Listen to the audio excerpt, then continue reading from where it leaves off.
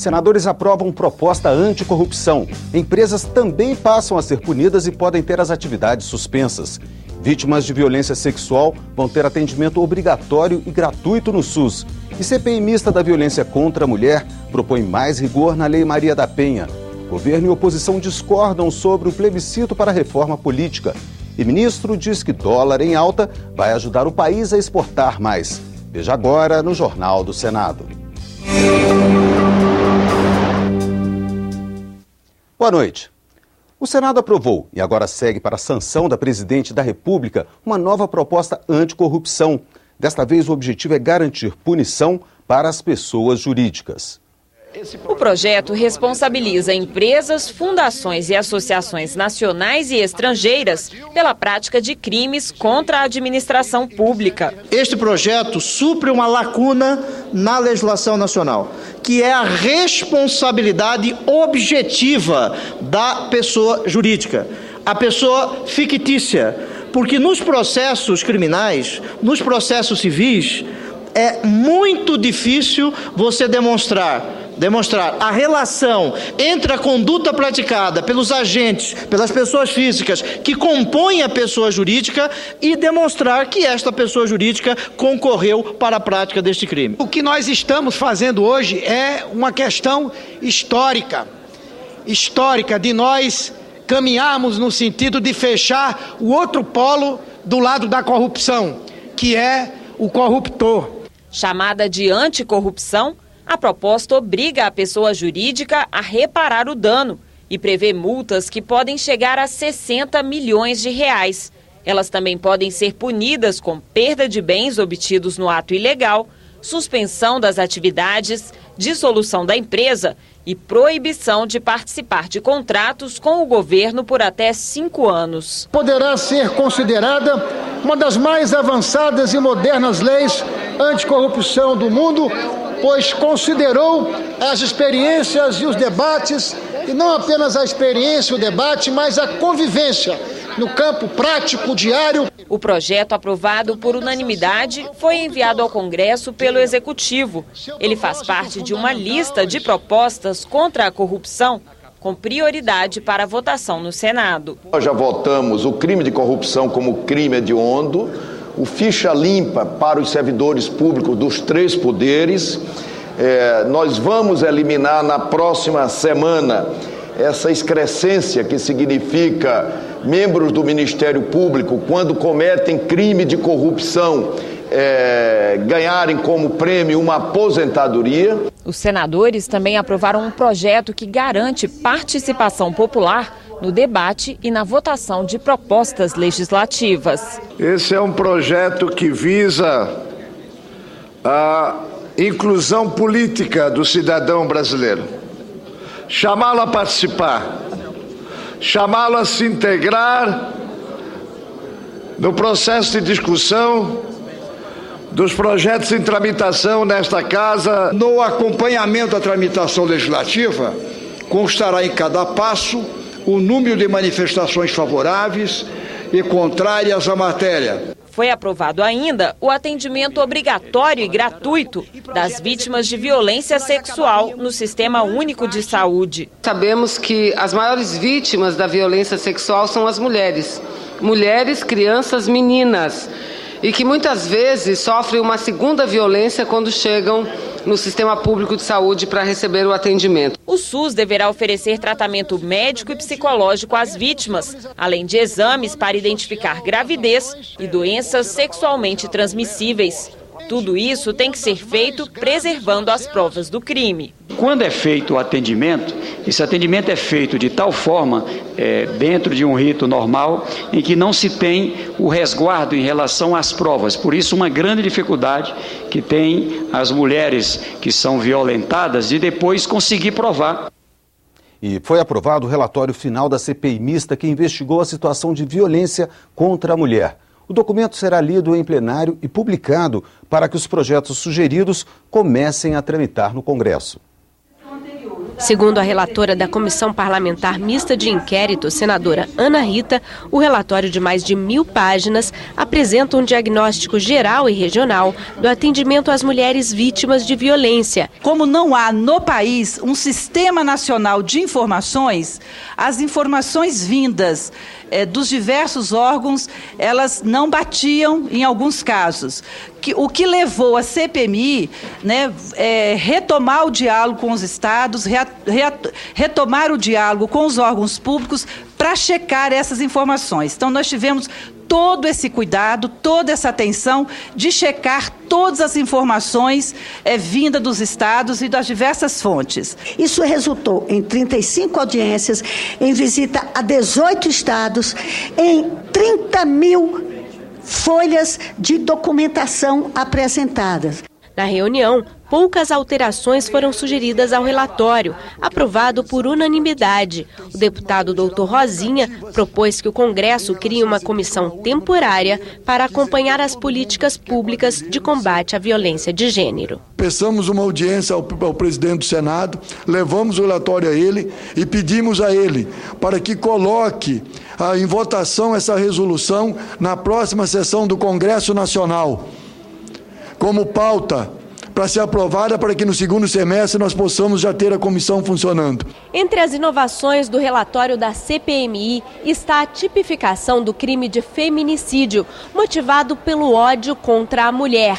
Mas a senadora Ana Rita disse que há diversas outras sugestões a serem encaminhadas aos órgãos do Executivo e do Judiciário para implementação. Nós estamos solicitando aos tribunais de justiça, por exemplo, de todos os estados, que possam instituir varas especializadas de atendimento às mulheres, porque nós vimos que as varas especializadas são insuficientes. Estamos também recomendando aos governos dos estados, ao governo federal e aos governos municipais que coloquem recursos públicos nos respectivos orçamentos para que se possa investir em políticas públicas, ou seja, equipando delegacias, criando centros de referência, contratando profissionais, capacitando profissionais para que eles possam prestar adequadamente os serviços.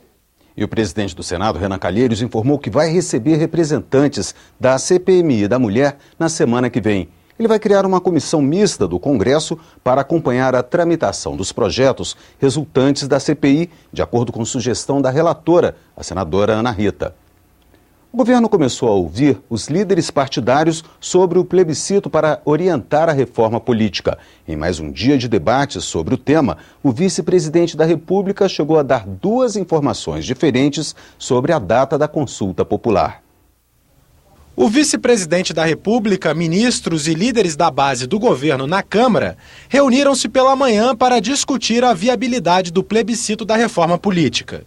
No fim da reunião, Michel Temer disse ser impossível realizar a consulta agora, porque a Constituição exige que novas regras para eleições sejam aprovadas até 1 ano antes. A maioria daqueles que discutiram aqui, pelo menos estão optando pelo plebiscito, junto com as eleições de 2014. Mas não há nenhuma dúvida em relação à tese da consulta popular. Não há mais condições, vocês sabem disso, né? Não há mais condições de fazer qualquer consulta antes de outubro. Mais tarde, o vice-presidente divulgou nota para dizer que não expressou o que pensa, mas a opinião de líderes da base governista na Câmara.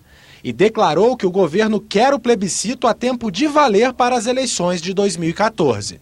Entre as 2 declarações de Michel Temer, um discurso da presidente Dilma em Salvador, durante o lançamento do Plano Safra Semiárido.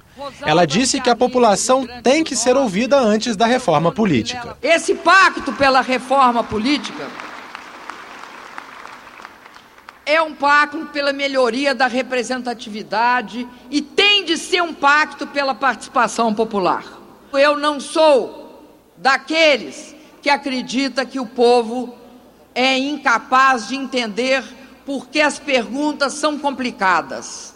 Não é verdade. No Congresso, a oposição criticou o que chamou de confusão do governo e continua contrária ao plebiscito. Acho que é um dos maiores fracassos políticos que um presidente da República, isso está acontecendo por conta da atrapalhada em que a presidente Dilma se meteu. Quando apresenta uma proposta de plebiscito sobre temas tão complexos, num prazo tão curto, sabia que era inviável, era um engodo, era uma forma de desviar a atenção da população para as questões centrais. A base do governo no Senado diz que trabalha para aprovar o plebiscito. Nós não podemos desistir de tentar. Nós temos que tentar, nós temos que buscar, com sinceridade temos que buscar o tempo hábil e necessário para promover o plebiscito e promover as reformas até outubro deste ano. Acho que esse ano é crucial que se faça essa consulta. Na semana que vem, o governo se reúne com os líderes no Senado para definir a data e os temas do plebiscito. O texto terá que ser aprovado aqui e na Câmara. O presidente do Senado reafirmou que é importante ouvir a população. Se ficar demonstrado que o plebiscito vai ter dificuldade para caminhar na Câmara, então todos temos que procurar uma alternativa. Que alternativa será essa? Talvez a de fazermos uma reforma a toque de caixa e submetê-la à população. Mas o fundamental nessas circunstâncias é ouvir a sociedade. E a reforma política foi, mais uma vez, um dos assuntos discutidos hoje no plenário. Eu acho que a reforma política é muito importante. Entre outros pontos importantes para o Brasil continuar avançando. E com isso a nossa sociedade. Se vai ser plebiscito, se vai ser referendo, se vai valer para 2014 ou não, o importante é que haja uma consulta popular. Porque já está demonstrado que o Congresso não conseguiu produzir uma reforma política compatível. A maior base da história do Brasil é esta. A maior coalizão. Portanto, falta vontade política para fazer a reforma política. Concordo. Vossa Excelência falou de reflexão. Esta reflexão está sendo feita de há muito. Nós precisamos de mais ação. As ruas não estão pedindo reforma política. As ruas estão pedindo dinheiro para a educação, para a saúde, combate à corrupção, malversação do recurso público. Estão pedindo mobilidade urbana de qualidade. É isso que a rua está pedindo. Eu não vi nas passeatas ninguém levantando um cartaz dizendo que queria ou plebiscito ou reforma política. Eu não vi isso.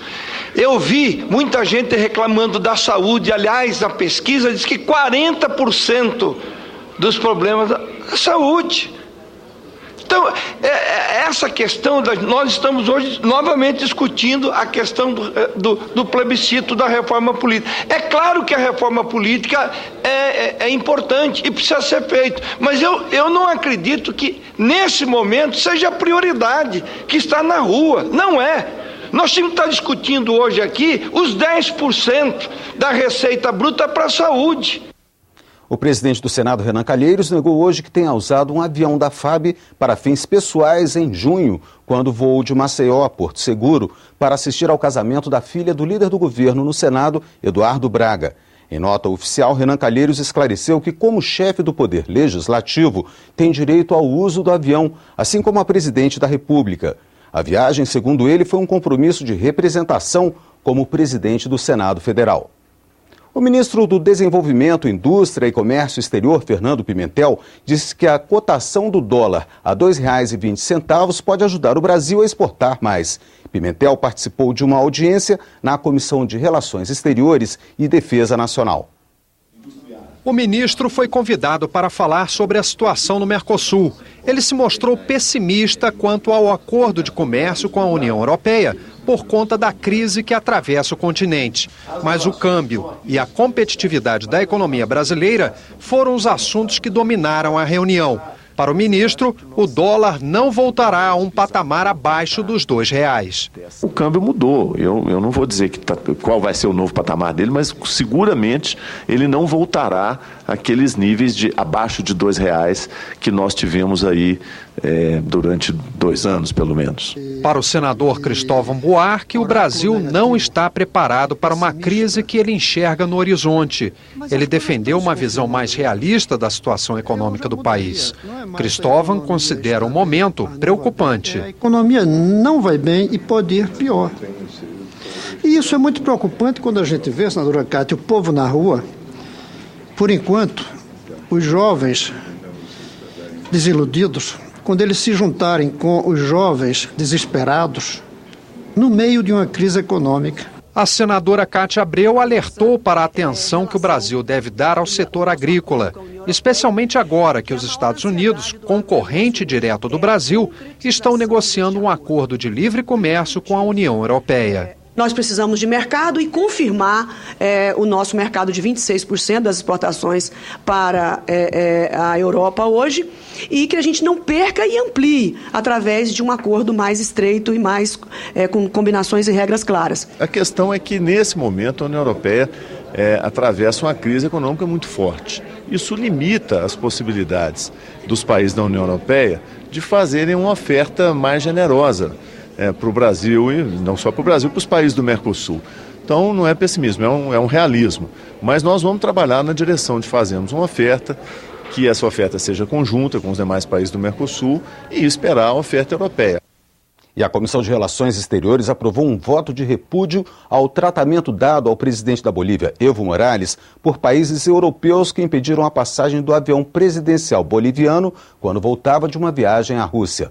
Na última terça-feira, Espanha, França, Portugal e Itália fecharam o espaço aéreo, suspeitando que o avião boliviano trazia a bordo o ex-técnico da CIA, Edward Snowden, procurado pelos Estados Unidos por espionagem. Veja agora como foi o trabalho em 3 comissões do Senado nesta quinta-feira.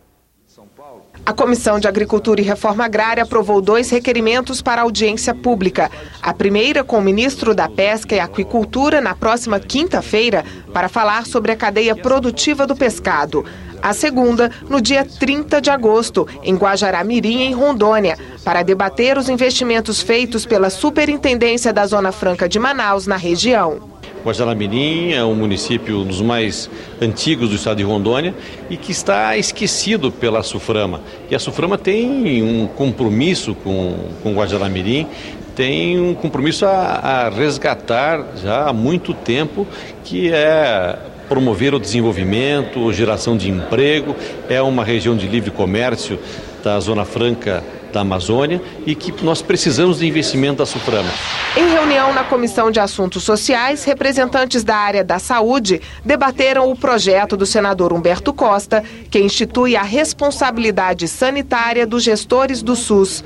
Atualmente, a única forma de punir eventuais irregularidades no setor é suspender os repasses do Ministério da Saúde. Os convidados elogiaram o projeto, mas fizeram sugestões para que sejam melhor definidas as áreas de atuação e responsabilidades de cada gestor nas esferas municipal, estadual e federal. O objetivo da lei não é tão somente estabelecer punições, é principalmente nós conseguirmos implementar de forma conjunta estados, municípios e governo federal as grandes políticas para o sistema de saúde.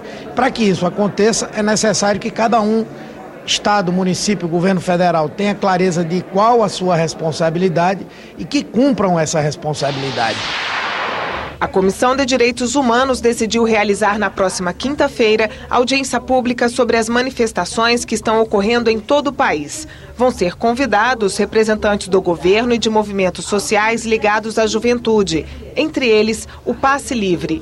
A comissão aprovou ainda um projeto para estimular a contratação de mulheres nas obras e serviços terceirizados pela administração pública. De acordo com a proposta, vagas previstas no edital de licitação deverão ser preenchidas por, no mínimo, 12% de mulheres.